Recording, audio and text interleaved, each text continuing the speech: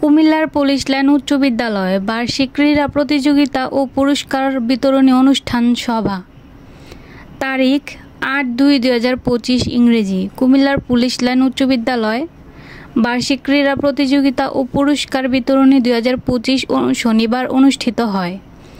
উক্ত অনুষ্ঠানে প্রধান অতিথি হিসেবে উপস্থিত ছিলেন কুমিল্লা জেলার পুলিশ সুপার জনাব মোহাম্মদ নাজির আহমেদ খান মহোদয়।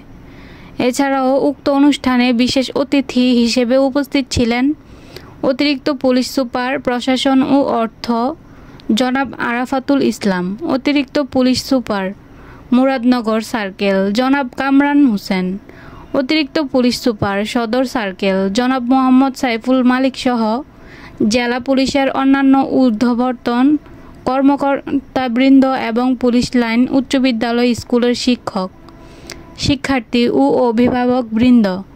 অনুষ্ঠানে সভাপতিত্ব করেন পুলিশ লাইন উচ্চ বিদ্যালয় কুমিল্লা প্রধান শিক্ষক ভারপ্রাপ্ত জনাব মোহাম্মদ আমিনুল ইসলাম।